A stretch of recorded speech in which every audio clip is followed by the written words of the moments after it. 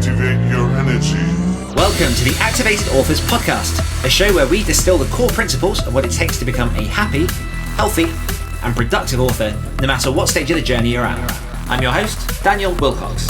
I'm an international best-selling author, as well as an author coach, speaker, and creative entrepreneur. But most importantly, I'm a lifelong student of all things productivity, psychology, and human behavior. Thank you for joining me for today's episode. Without further ado, let's dive in. What is up, Activated Authors? And welcome back to another episode of the Activated Authors Podcast. This week, we're back to usual programming with myself, Daniel Willcocks, and here with me every single week, except the weeks that she's not. It's Samantha Frost. Hello, that's me. That was a little bit Mario there. Yes, me. It's me, Samantha Frost. Hey, Sam, how's it going? It's going the same as it's been, but I am attempting to put a brave face on it. How's it going with you? Yeah, good. Cool. What have you been up to, Sam? Sorry. What have you been up to? Well, this week I have had my sister and I was about to say nephew then. That's incorrect. Niece. I don't have a nephew. My sister and niece down for a couple of days. So that's been fun because it's been, I think, 2 years since I've seen them in person. No, it might be more than that. Was it? I've seen them since lockdown. Oh wow, that's 3 years at least. Yeah. And my niece she's the same age as she's a couple of months older, but she's the same age as Miles. So the last time I saw her, she's 9, and now she's taller than me. Yeah. Wow, that's impressive. Although, to be fair, from what I understand, because I remember around that age, my first girlfriend, in inverted commas, people not watching on YouTube, she suddenly grew taller than me because girls hit their growth spurt a little bit before guys do. Yeah. And it's really nice. She reminds me a lot of Miles. They have a lot of kind of similar quirks and humor, and she's really into kind of skincare and makeup. So she got very happy this morning before they left. I got all of my makeup out and I showed her some stuff and how to apply certain things, and explained to her why it's good to get education and things off YouTubers and Instagram and stuff. That's all great, but I explained to her about camera makeup and why you will never look like they look like on the camera, because a lot of beauty influencers use filters, so it auto blurs. So they're saying, look how amazing this foundation is, you can't see any pores. It's I couldn't see any pores before because and I've got full face of makeup on at the minute, which on the camera looks lovely, but in real life I look a bit like an Oompa Loompa, because you have to obviously I have to go higher in the makeup for it to read properly on camera. So I was showing her that. I was like, look, I'm going to do my makeup like I do for camera, and I showed her and she was like, oh, and then I took a picture and she's like, oh, and I was like, there we go. So I showed her how to do a just kind of your basic natural day-to-day face if she wanted to play with it. So it was a lot of fun. We got to play with makeup and that was really nice. I love it. That is fundamentally key. I mean, when you look at all the pictures in restaurants and things, you know this because you've done camera work and stuff, but one thing that I learned, there was a video that was going around that showed all the montages of how to make foam stay on coffees and how to make a burger look like it's steaming, and they literally, you'll put a tampon, fill it with water, put it in the microwave, steam it, and then just put the tampon out of sight behind the burger, and it looks like it's coming from, and it's all this stuff where it's my burger doesn't look like that in real life. And you don't, obviously from a guy's perspective, or a majority of guys' perspective, I guess I should say, I've never had to conquer that or think of that. I've had stage makeup for when I used to do shows and things, which I hated. I am no good with just general stuff going on my face. Especially stage, it's grease paint. It's really... Oh, it's horrible. And I remember someone trying to they were great, let's be honest, we were 14, 15, but they tried to highlight my eyes by doing just black smears around my eyes, because I'm very weird about makeup around and in my eyes, hence why my Batman stuff was always weird. Yes, look into older episodes if you want to find out more about Batman stuff. But I ended up looking like a panda bear on stage, and I was oh, that's not good. No. Also, putting black all around your eyes, while it highlights the white, it actually shrinks your eyes. So you want black on top and white in your waterline to make your eyes look bigger and stand out. Yeah, obviously. Yeah. Yeah, good. Tell me something that you have enjoyed this week, please. Oh man, so much stuff. Been enjoying the crap out of things and just having the fun. I mean, to be fair, we're in the middle of summer. Particularly the 6 weeks of summer that the children have, in which they frolic and thrive and run through the fields of wheat. And this is the first week that I've gone without Bailey in the summer so far. So I have, for the last couple of weeks, been trying to dad and work, and I've been down to see you and spend the week with you as well. So there's been a lot going on, and it's been a lot. Like, it's been really enjoyable, but it's been a lot. So this week has basically been, Monday was me recovering and taking things very, very easy, and specifically being like, I'm taking things so slow today. Because like, I woke up late. I ended up doing a load of like planning in my Legend Planner, which I haven't for the last week. And just realigning myself, because it's very easy when there's lots going on to lose sight of timescales, of things, of stuff you got to do, priorities, all that kind of thing. So I've been working hard on that. I have been balancing the day job and doing things like that with finishing a lot of the things that are still on my to finish pile, which is, I can see it shrinking, which is beautiful. And I have also, what else have I done? 2 things, one of them being the thing that I've really enjoyed, but one of the things is I now have finished all of the web design stuff for authors. So on the Activated Authors website now, there's a tab, website for authors, and I'm offering a website design service, because I have, for the last, I've been doing my own websites for about 9 years, ever since I sort of started authoring. I started off shit, like, honestly, like, I'm pretty sure my first website is still up, and it is awful. It was from my copy editing business that was actually in 2013, so 10 years ago. But over the years, each time I learn new stuff, I've been reiterating, I've been qualified and trained in branding and marketing, I've done design stuff, and like, I'm in a position in which I'm very, very confident and happy in how websites are turning out. And I'm working on some stuff for you, I'm working on stuff for my sister, I've done some Activated Authors, I've done Renee's, I've done Rob's, I've done obviously myself, I've done the Other Stories website. Got the wedding one as well, the photographer's website. My friend who's a photographer, I've done her website.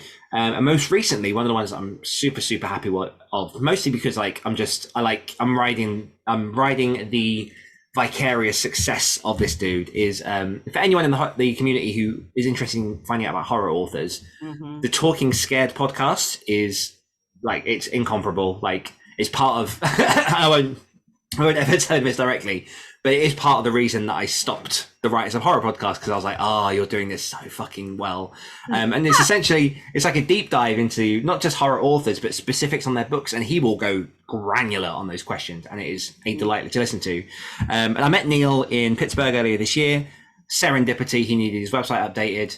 I've recently done his website, which launched on Tuesday. And lo and behold, it was a day that he launched his episode with Stephen motherfucking King. Yeah. So I got to launch a website the day that King was posted, and it is now all up and it looks beautiful. So if you want to check that website out, it's talkingscaredpod.com. But yeah, and now I'm all hands ready to go for anyone that would like a lovely little author website built and did. Yeah. And then the final thing, which is the big thing that I've enjoyed for this week, is I've been on a roll with Cock. Who doesn't enjoy that? That's never going to get boring to say. For new listeners, it's not just a crass thing. I'm writing a book called Cock, and it's all about a arguably killer cockerel. And I think I'm probably about Killer cock. I think I'm probably maybe 5,000 to 10,000 words off completion. And I'm in a rhythm each morning of getting about 2,000 words down on it. So first draft should very, very soon be done. That's amazing. And it is dark, and it is delicious, and it is very much me, is what I'm going to say. Like, I feel like I've very much kind of found my stride with the things that I want to write this year. So it's not as I would say When Winter Comes, for those who have read it, is more mainstream, very sort of bit of an easy read. Yep, This is a agreed. little bit, yeah, this is a little bit deeper, a little bit headier. Um, but I'm absolutely loving the story, and I've commissioned the next one in the series, the cover art, to come soon. So I'm hopefully going to get that. So yeah, all the things are happening, and a lot of the reason that things are starting to fall into place, I'm very aware of, is that I've said no to a lot of stuff, and I've been working over the last few months since my health incident to just really narrow down on the things I want to be doing, the things that work, the things that fit into my schedule. And I'm still not there yet, but I'm a hell of a damn sight closer to where I want to be. Yeah, I'm so proud of you. Thanks. Thank you. Thank you. Thank you. Thank you so much. So yeah, that's all my goodies. How about yourself, Samantha Frost? What have you enjoyed this week? Well, obviously my sister and my niece, and that's been a lot of fun. I have also enjoyed just kind of taking some time. Um, I keep trying to like go through my life at the minute because when number one, like at the minute, days don't really mean anything because Mm, everything feels very similar for me. Um, just because it's taken a long time for things to move forward. So days feel the same. And then it's summer holidays. And so that means days lose all meaning.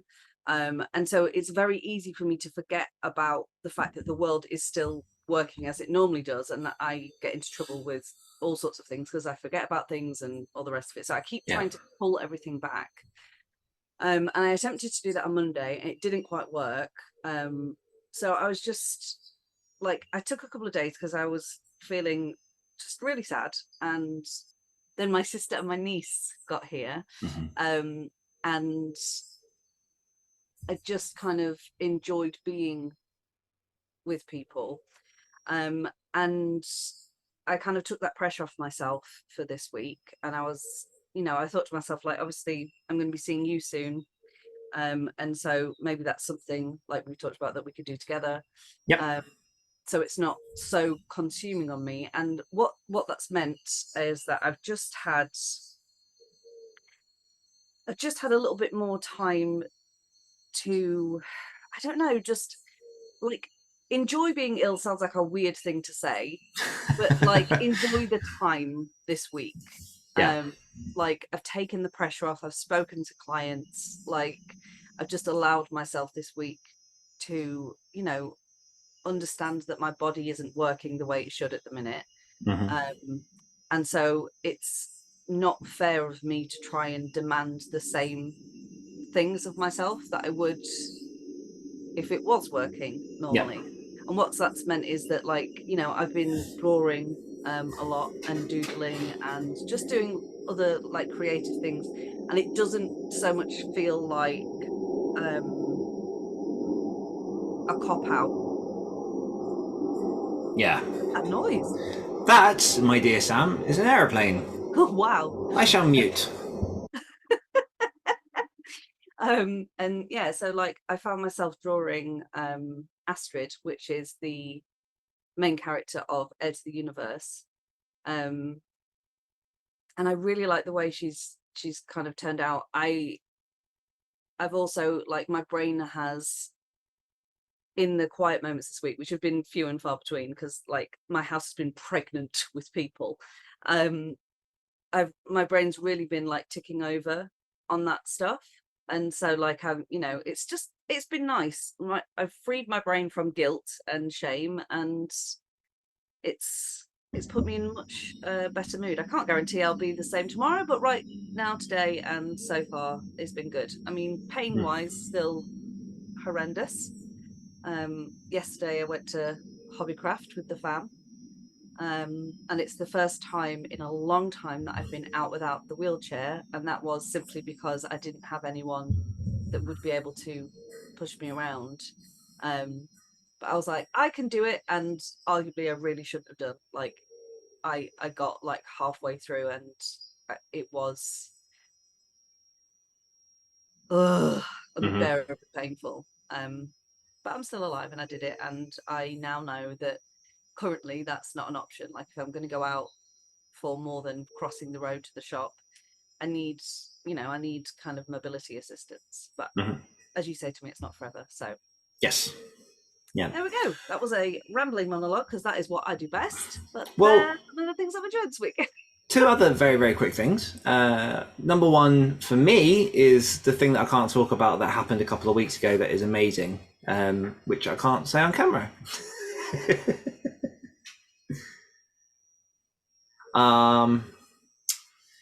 How do I say this tactfully to annoy everyone listening to the podcast so that only you will understand? Bulgaria. Oh, yes. Okay, yeah. Of course. That's going to be so cryptic. And the other thing, we did hit up London last week for Pokemon Go Fest. Of course, that's been between. Yes, of course. We went to. Hang on, I've been living in this shirt, so yeah. podcast obviously. But yeah, if you are watching the podcast, you will see that I am holding up the official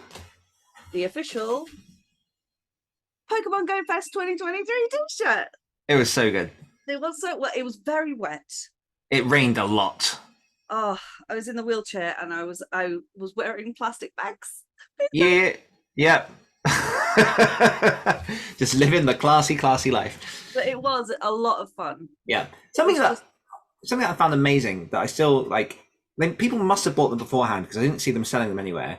Those phone parasols, like people had little clip-ons on top of their phone that were umbrellas to stop their phones getting wet. Yeah. Well, I know what I'm doing next year if it comes back to the UK. Yep. It was glorious because I think whenever you get a lot of people together that are all there for the same thing, it's a really lovely environment because you just got, in this case, a park full of absolute nerds. Yeah. And it's just beautiful. Mm-hmm. Well, I imagine even the people who attend the BNP rallies have a good time. I mean, why you got to take it there? I was saying it's a good thing. No, I'm talking about BNP, and you're like, BNP. But no, it was really good. And like one of the things that I love about that kind of thing is just people are friendly, you can chat. One thing that I particularly enjoyed, and this goes a bit maybe quite niche into the geek, so feel free to skip ahead 20-30 seconds. But you can get a sign, literally write down the Pokemon that you want, hold it up, and within 5 seconds someone walks past and goes, I got that, you can have it. And I'm like, so I managed to get a lot of Pokemon that I was previously unable to get into my decks. Yeah, you got your favorite Pokemon of all time, Holucha that not you shiny, cannot though. catch in this country. Oh my god, really? No, it's just not good enough. You can only get it in Mexico, so yes. I'm quite pleased with that. But I mean, we've probably nerded out enough. So should we go into wins from the community for this week? Yes, let's. This week we're going to go to the legendary Kiz, and Kiz had a bunch of wins for this week. So Kiz has outlined yet another novel, sent the first chapter of a gothic horror for critique through a service that I'd not come across before called Critique Circle, which seems to be quite promising if you want to try and get actual decent reader feedback on your stories.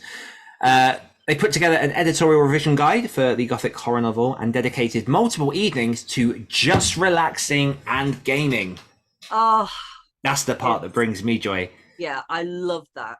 Yeah, I love that for you kids. So many podcasts, even when I first started listening to podcasts and writing, like every podcast I listened to was like, find every crevice in the day to write. And like, we're just like, play games, have fun, because you need the downtime. You need, as long as it's not like a problem and a distraction and you're not procrastinating, like spend some time to fucking enjoy your life. Yeah. And like, I would argue that a lot of the time when we start to procrastinate, it's because we need a break. Yeah. A lot of the time. Not always. Not always, but a lot of the time, Sandra. Okay, and so we will go into this week's question. And my question to you, Samantha Frost, which I wonder why I'm asking this, is, do I really need an author website? No. We'll see you next week. Bye. I mean, like, brutally, honestly, do you absolutely 100% need one? No. Is it a very wise decision to have one? Yes. I think, especially now, like with most of the world having access to the internet, and particularly like in like the big reader markets, so obviously England, America, Germany, India, like that's millions and millions of people, and they all have access to the internet. And there's like a small little hackle that goes up on people if they're trying to look you up and you don't have a website, because everyone expects services, or like where they get products, whatever, to have a website. So if they are, say they've come across one of your book ads, or like they found you on Instagram or whatever, and they like the look of it, but they also know that like scam artists and all the rest of it are abound, and they're trying to find you, and you don't have your own presence online that you own, then it does look a bit sketch. Honestly, like there's been lots of times that I've tried to look for a website for somebody, or like a product or whatever, and it doesn't have one, and it has prevented me from going further because I don't trust it. I'm like, if you can't invest in yourself, then why am I? And the truth of the matter is that like you can get a website for free. You don't even have to pay for them. I mean, like, you don't want it to look like it's a free website, obviously, which is where, if you have a little bit of money to throw at the problem, there are wonderful people that will do websites for you, Daniel Willcocks. But yeah, I do think that it's important because it is a space that you own. And I think we've talked about this before, and I know definitely I've heard you speak about it on other podcasts before, and it's something that lots of people talk about. Things like Instagram, TikTok, Vine. Oh wait, that doesn't exist anymore. That's kind of my point. They own their sites. They own the algorithms. You are the product. They own it. They can change it up however they want. They can go out of business. They can be bought by narcissistic billionaires that entirely change the entire landscape and environment of it. But haven't changed the URL, which I find fascinating. And just for people who aren't aware, who I don't know how, Twitter is now X. Yeah. So these things can change and disappear at a moment's notice, including Amazon. Right? Like Amazon, you might sell your products on Amazon, but you don't own Amazon. That isn't your space. You are putting your services or your books or whatever on there. If, like a huge competitor arrives, which is bound to happen at some point because that's just how markets work. Well, Play.com was the big online shop before Amazon crushed it. Yeah. So we used to buy everything off Play.com, and that's barely anywhere now. Yeah. If these things disappear or change or whatever, it can really like affect your like reach, your ability to like sell products, your ability to connect with people. So having your own space, your own website that you own, is a really smart idea, because that's how you can like it's a landing page for like your community, your readers. You can have your newsletter on there.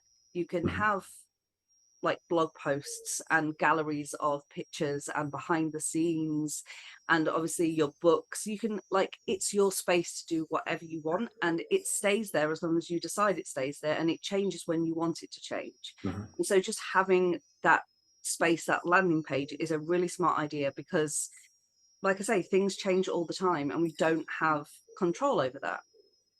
So in summary, yes, I do believe it is a very smart idea to have a website. No, it is not 100% necessary, but I do think you do yourself a disservice by not. What, Mr. Web Designer, is your opinion on websites? Well, so I agree with you. I mean, my website journey, as I say, started probably 2012, 2013. Like, I'd done a few projects that I had friends who built websites who did some stuff for, and like when I ran my first parkour tour, having a website, as you say, makes it just more professional. There's like a level of trust that comes in seeing an actual proper bona fide website, even though anyone can buy them, anyone can put whatever. There is something about, as you say, going onto Google and typing in that person and getting their website that goes, okay, in some way these are legitimate. They wouldn't have gone through the effort of having a website if it wasn't a proper thing. And there is some truth to that. When you first begin, as you say, you don't have to spend any money. There are a bunch of ways to get free websites. I mean, you do, suffer's the wrong word, but they're not as professional looking. So my first ever website I built was a WordPress website. I just used all of their free stuff, their free templates. It was very restrictive. It was clunky. It was horrible, but I had a website, and it was whatever the name was, .wordpress.com. And you used to be able to do things with Blogger and Blogspot and Wix and that kind of stuff where you can have free websites, but obviously they're going to anchor in their products onto your name because they're giving you something for free. So you can go through that. And I think for me anyway, creating your website is a journey. I have had about 7 big iterations of my personal website in the last 9-10 years that I've been authoring. And that there's just a power in it being there. Like, it's very, I think when you first approach getting a website, you're not quite sure what to put on there. You're worried that you don't have enough stuff, all that kind of thing. And especially when you get to the about me section. Well, exactly. Mm-hmm. And what I've done with quite a few clients is just literally built a 1-page website that literally has, hi, I'm this person, here's what I write, an about section, follow my newsletter. If they know what book they're writing and it's coming soon, you can do like a whole coming soon section, but it's really simple and it's there. And then from there, you put all your things like, as you say, like your website really, the best way to describe it is just your home on the internet. It's where people will find you. It's where you live. It's where people knock on your front door. It's where you can point people towards all the different things that you do. And in the beginning, that is going to be very small. That is going to be, as I say, either 1 page or a home and about and a contact, possibly books, works in progress. Like, I think one of the things that I've seen is a lot of people think I need to wait until I've released a book to have a website because then I'm an author, which I would argue probably there's more of a case for that, but there's nothing to stop you getting a website earlier to build that reputation, to build that brand, to start collecting an audience. And one of the advantages, as you said, like, you can sell things direct on your website. So often there's a higher profit margin to be made from directing people to your website, getting them to buy your ebooks, your audiobooks, whatever online, as opposed to going through Amazon and all these other ones that are like third-party services that take a bigger profit percentage. Yeah. Depending on the platforms you pick. So I'm a big proponent at the minute of using WordPress, and I've kind of trained myself quite heavily in creating good WordPress sites because, interesting fact, I found out yesterday, 43% of the internet runs on WordPress. Oh, wow. Yeah. And so there's a lot of plugins, there's a lot of utility for different things you can do. And yeah, like, I think once you're definitely rolling with your author business, having the author website is, for me, a fundamental. It was one of the first things that I did once I had stories out to share that, to have that. And even though I didn't get a lot of traffic in the beginning, I knew, like you said, that there was somewhere that people can come, they can verify that I'm real. And it's just, I think personally for me, it's a lot of fun as well. When you have a website that reflects who you are, that reflects your brand, that reflects all of your books and stuff. It's so nice. Like, sometimes I just go on my website and I'm like, look at all this stuff that I've done. This is awesome. I love that so much. Yeah. So my website, for example, I've got things like all my books on there, all the podcasts. I've got speaking engagements that I've done. So every podcast I've been on, every talk that I've given, that's listed on there. And again, that all started with 1 page and built up over time. And yeah, I just think, it really is your business card. It's your portfolio. It's your stamp of who you are on the internet. And it's the place that, as you say, you can control. Yes. Things might change elsewhere. Things, as you kind of pointed out, Vine's no longer, Twitter's all up in the air and changing. TikTok came out of nowhere and will probably, in a few years in the future, fade down and something else will come along. Yeah, Facebook used to be all the rage and now it's not. Like, yeah, like look at Snapchat. Yeah. What chat? No. But so you can get free websites. You can build businesses on things like Etsy. You can create communities on Facebook, as I know people have done, as Activated Authors begun. Actually, technically it began as a page on my website. Yeah. And then we created the community to supplement that. And then it evolved until it was Activated Authors. And now that's its whole separate thing. But yeah, I think it's something that a lot of people maybe veer away from because it feels overly complicated. And I'll be honest, like, setting up a proper website, does have a few obstacles to get there in the beginning. Like you need to find a host, you need to find a web builder, you need your domain name, and all these things need to work together. And for people who are tech adverse, that is very, very confusing. And if it is confusing for people, I have actually on the Activated Authors website put up a blog that is all about the basics and the fundamentals of how to start a website, including information. You're a legend. Yeah. But it includes all of this stuff to give you an overview of, you know, if you're approaching a designer, if you're looking at doing it yourself, how each of these elements helps you get started, get built, with some recommendations for just the first initial pages that you have on there. And where was I going with that? Yes, it's difficult if you are tech adverse, but there are ways around it.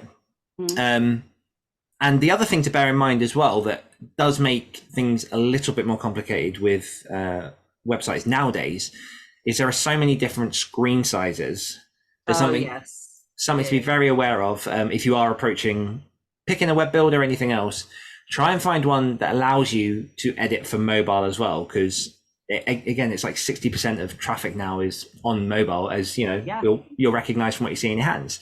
So it's no longer just good enough to make it good on a screen like a desktop or a laptop. It also needs to look good on mobile. Yes. So there's a lot of, I think that's the thing that's most off-putting. There's a lot of considerations to get started, and that is part of the reason that I did begin this service, to allow myself to toot my own horn for a second. Like, I'm good at it. But also, one of the things that I very specifically wanted to start this service with is the fact that I'm building websites in a way that people can edit and maintain after I'm done. Because quite a lot of people over the years, for different reasons, have come to me because the websites that they've had web designers build, they can't then edit without the web designer being paid to do more work. And the one aim that I have with this is, here's the website, here's how it works. It's the stuff that I use is easy to make go. So off you go. If you do need anything, let me know. But it's designed so that an author can like run off and do whatever the hell they want to with it. Yeah. And I would say, as I can't remember who said this. That's going to annoy me. But as with anything, start with where you are and what you have. Do what you can. And then as you know more, you can do more. And as you do more, you can make more. And as you make more, then you can like do more. And it's just a constant thing. I mean, my website, I am very tech averse. Like it is a different language to me, and I am not good with different languages. But I managed to put my website together. You did. And like I was quite happy with it. But then, you know, when Dan said he was doing this, I was like, please can you do better? So I do think, sorry, a little silence just has popped up saying my connection is unstable.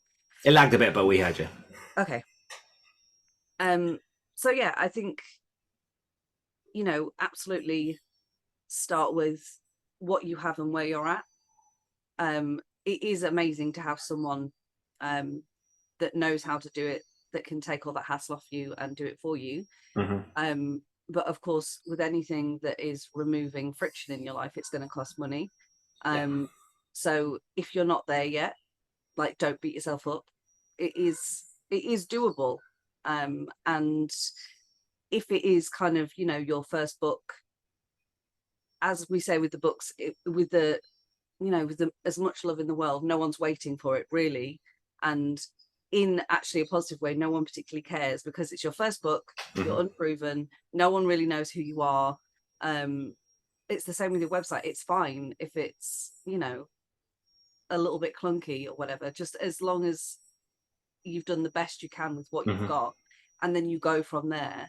It's so much better to do that than be an all the gear, no idea person.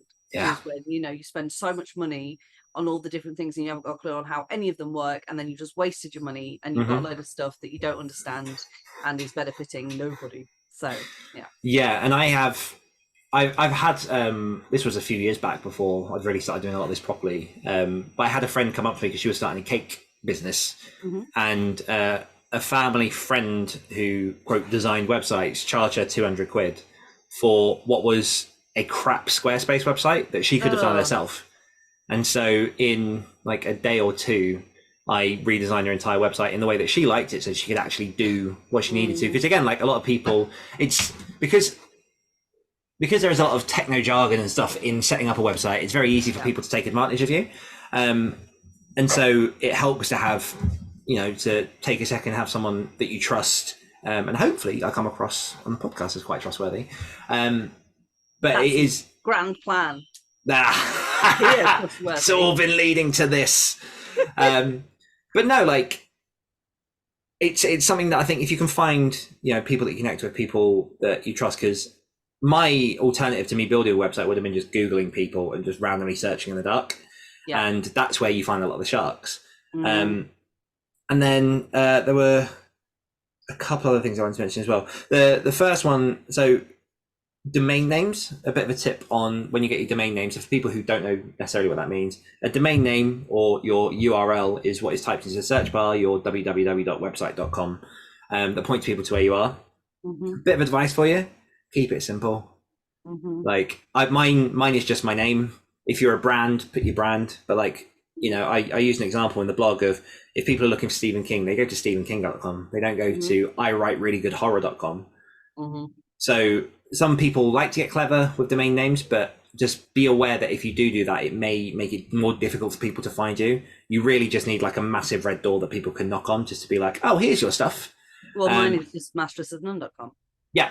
And so even if a website, when you go to find out if the domains are available and someone else has it, still try to be clever with what you got. Yeah. Like, for example, Talking Scared Podcasts couldn't get Talking Scared Podcast, so you got talkingscaredpod.com. It's just an easy way to go. And the other thing to bear in mind as well, kind of bouncing off what you were saying, there are some really big authors with some really shit websites. Like, it really hurts me. Like, it really, like, there's I'm not going to say names, but there are a few people that I know that I am going to be reaching out to and just being like, look, I'm here. Like, if you ever want to talk, like, you don't have to go through this alone. But come on.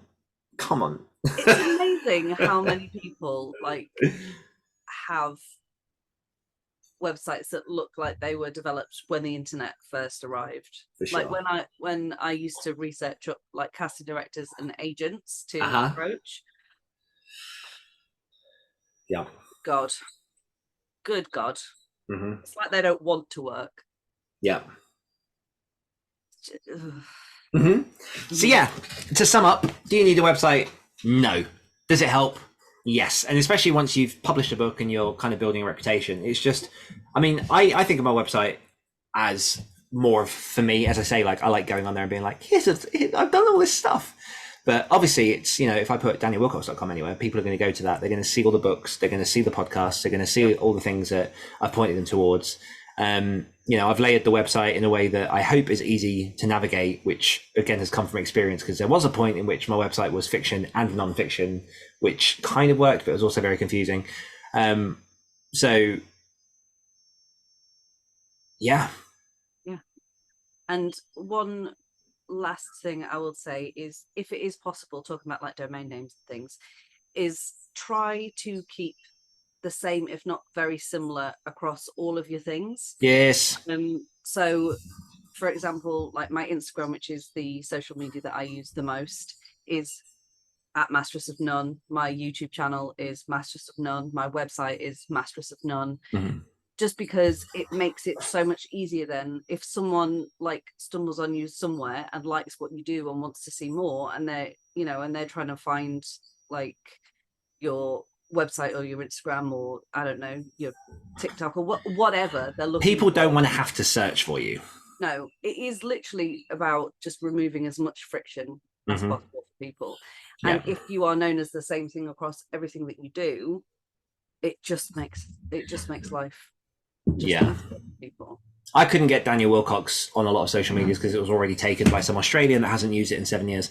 Not that I'm bitter. He's fine with it. But I followed that advice. I've got Willcocks author across all social media. So even though it's slightly different to the website, people know that if they're looking for me on social, that's what it is. It's not Willcocks author, and then Willcocks _ author, and then Willcocks author 1, like across different platforms. Like, yeah, if I'm starting a new business, as I often do, I will literally, even if I'm not planning on using the platforms, I will open up all of the main platforms and just see if I can get the consistency, claim them again, even if I'm not going to use them, and then they're there for if I ever need to use those services. I bet that's what that Australian did. Oh, Daniel Willcocks, you knob. Yeah, it's funny. There is an Samantha Frost in Australia. She's considerably more successful than I am. Wow, I wonder if they've got a podcast. I think she's like a model, and she's been in a lot of like reality TV. Her abs are a lot more impressive. One final thing to round off this episode from myself. If you look up an average, just give people an indication of how much it roughly costs for a web designer, the general averages can be anything from £800 to £1,500. Some people go as high as like £5,000, depending on who you use, what their experience is, all that kind of stuff. I'm £500 over at activatedauthors.com/websites, or just go to activatedauthors.com and check it in the tab. But by all means, as always with this stuff, there's never any pressure, but I'm here should you need anything. And it's, for me, it's something I'm really enjoying at the minute. Like I'm really just, it kind of just uses a lot of stuff that makes me happy. So I'm really enjoying just helping people make their stuff look better. Yep. Yeah, and we'll leave it there. So I guess just a reminder that we have our free community on the line over at Discord. You can join us on activatedauthors.com or activatedauthors.com/join, and you can jump into our community absolutely free. Say hi to me, say hi to Sam, say hi to Kiz, say hi to all of the gang. And a big welcome to a bunch of the new people that joined after my interview with Joanna Penn over at the Creative Pen. Lovely to see some more people drop over into the Discord and get involved in the chat. And a final reminder for if you need any website design over at activatedauthors.com/websites. Anything else from yourself, Sam? I would just like to remind people that we are a mere 3 months away from Nano. Oh, shit. Oh, no, the bells are tolling. Oh, I feel like when you said people, you meant me. Yeah, probably. Yeah. Okay. Yes, Nano's coming soon. If you're getting involved in NaNoWriMo, do check out our 50k writing camp on Activated Authors. I'm like 90% sure they're paid. They're not affiliated or linked. No, we just offer a community space in which you can write and drive towards your 50,000 word goal. But yeah, we'll leave it there for this week. So there's nothing left to say other than a massive thank you to you, Sam Frost, and you, the listeners, for tuning in. We appreciate you and the time you choose to spend with us each and every week. And as always, if you're looking to level up your writing and activate your author career, head on over to, where did I go, Sam? activatedauthors.com/join if you want to join our free Discord community. Bam! Nailed it. See you guys next week. See you next week. Goodbye. Bye-bye. Activate your energy.